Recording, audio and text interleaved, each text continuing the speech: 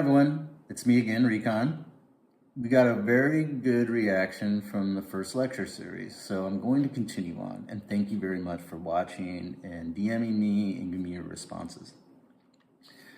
The next one is going to be chord construction, chord progressions, which I just did a little bit of that, and intervals.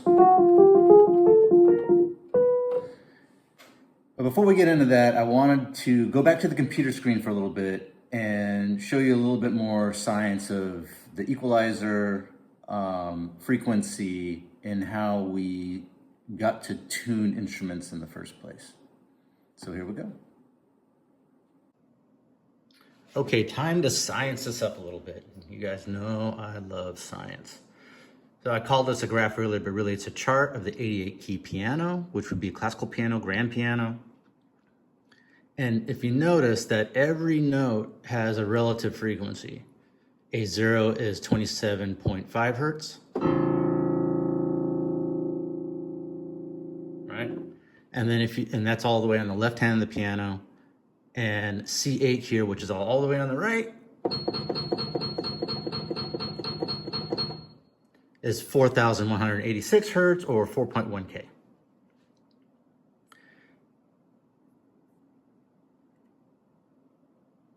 So if you see here, it's more of a peak, but if you could really zero in, that would be a parabola right there. And it's right at what I was talking about. Now bass tones are kind of hard. I was able to figure out Kobza's because it's so loud, and I should say it's amplified. His kick was amplified so we could see the waveform, right? But so if I'm playing the A0, you're not really seeing it. And then this could give you a little wrong reading because I'm like, I just told you, hey, let's look at the peak. So this is really dependent on the instrumentation and what you're looking for, because, well, you know what? Oops, there's do something here.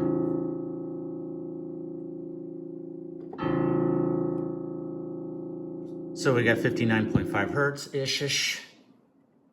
And then we're gonna go look at 59 something hertz. That's chord more like a B. Yeah, so we'd be completely off. So it doesn't always work in every practice, but for Kobza, it definitely did, because I know that its kick is tuned and it's bass music. So the kick is gonna be driving the drums, the bass note. So let me get into this here. We got the grand staff, and these are clefs. And I mentioned we got all the way on the left, all the way on the right.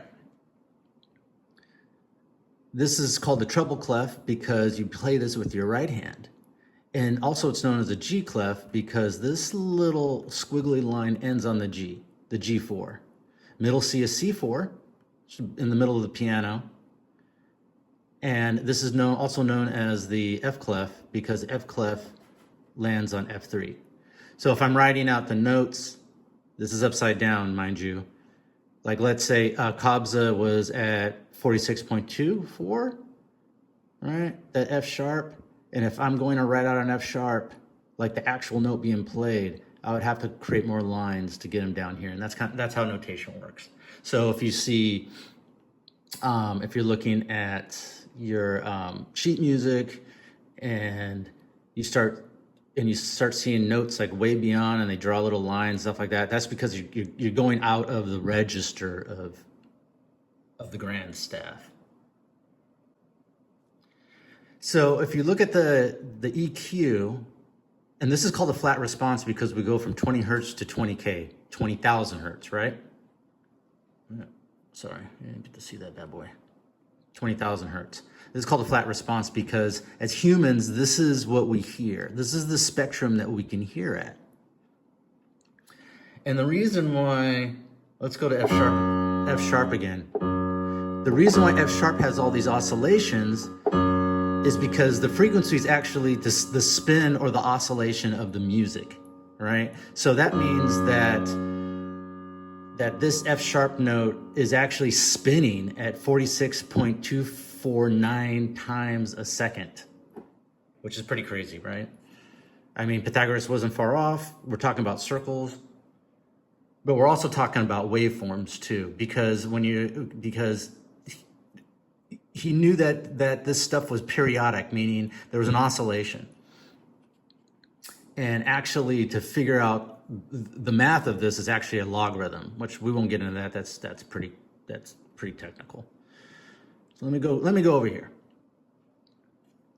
This is one reason why he knew that he heard this somehow. I don't know how he heard this though, but I was reading this NASA study from 2013 around the same time, and it kind of blew my mind that black holes emit a B flat.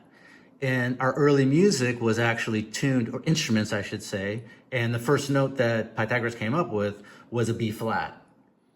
Later on in the late 1700s, when we were building instruments, we got this Ernest Chladni. And you've seen this stuff, the Chladni plates, right?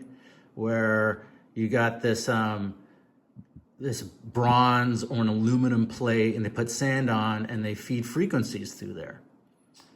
But Chladni started figuring out that that a pentatonic scale, or our major scale, pentatonic means 5 notes, the shapes are actually correlated to a note. So this is do, re, mi, fa, so, right? Pretty nutty, huh?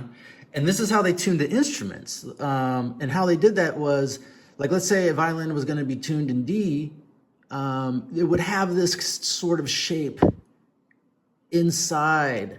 So the instrument maker would make sure that this shape was inside. So when the air would flow through it, it would be a true D. Mind-blowing stuff, right? You know, to me, music is the first thing where we had science and art combined together. Like I just explained, we had instrument makers making the instruments, and then we had the artists learning those instruments. And both of them were pushing the medium progressively forward till we got today with computers, this keyboard, soft synth, so I can have every sound imaginable that I could at my fingertips. In the beginning of this series, I forgot to mention that music theory applies to all instruments, not just the piano, but guitar, drums, bass, percussion, viola, you name it. Music theory is music theory. So when we were talking about F sharp and I had 6 sharps, if I'm looking at sheet music and I'm just going to see a treble clef with 6 hash marks, I know it's going to be F sharp or a minor D. And that's how it works. So it's universal for all instruments, all music, and especially vocals. I mean, because to know if you're singing in tune, you have to know what key signature you're in, right? And go through all of this stuff. In the meantime, you know, you'll have to wait for the next one, and we'll just keep playing music, right? I'll talk to you later.